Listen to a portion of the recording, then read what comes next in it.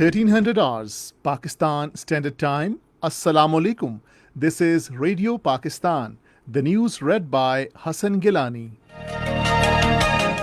First, the headlines. Prime Minister says the Asas Emergency Cash Program has provided relief to millions of households in the most difficult circumstances. Foreign Minister says Pakistan is witnessing downturn in the COVID-19 pandemic in the wake of smart lockdown by government. 38 deaths and 1,332 new coronavirus cases have been reported in the country during the last 24 hours.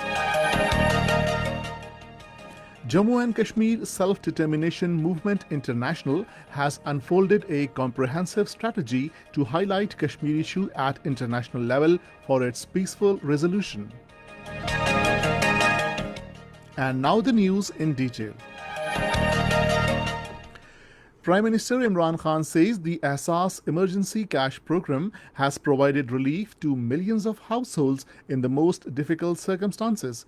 He expressed these views during the Federal Cabinet meeting in Islamabad, in which Asas Emergency Cash Program report was presented with a detailed methodology of the design and insights from real-time evaluation.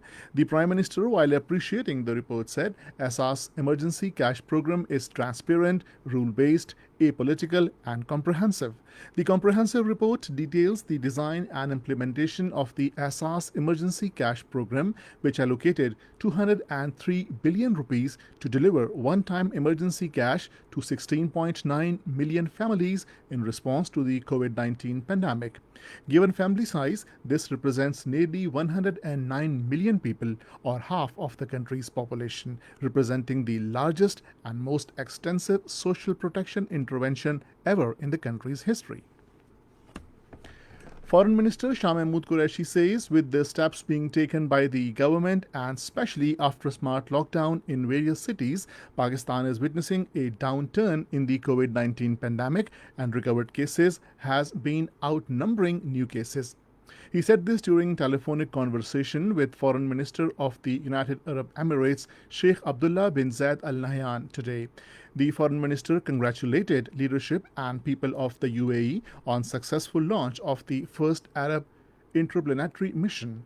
He conveyed that the UAE's Mars mission Hope Probe is a pride for all Muslims and a great contribution to human knowledge. The UAE Foreign Minister appreciated the response of the Pakistani government in tackling the pandemic. Foreign Minister Sheikh Abdullah highlighted efforts of the UAE government in controlling the pandemic and shared that UAE is engaged with efforts for working on developing vaccine for the virus in collaboration with its international partners.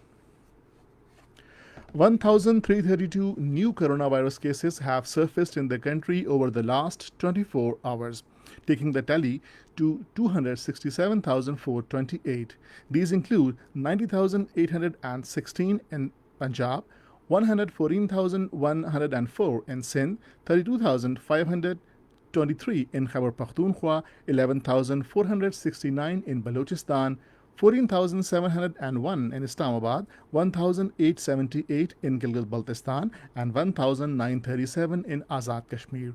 The death toll from the virus stands at 5,677, with 38 deaths reported over the last 24 hours. 18,331 corona tests were carried out during this period. 210,468 patients have so far recovered from the disease. Chairman Jammu and Kashmir Self-Determination Movement International Raja Najabat Hussain has unfolded a comprehensive strategy and roadmap to highlight Kashmir issue at international level for its peaceful resolution. According to a statement, he announced the roadmap for the next 3 months to take up the issue of Kashmir at international level and highlight the atrocities and gross violations of human rights that continue unabated by India for 7 decades against the innocent people of Indian-occupied Kashmir.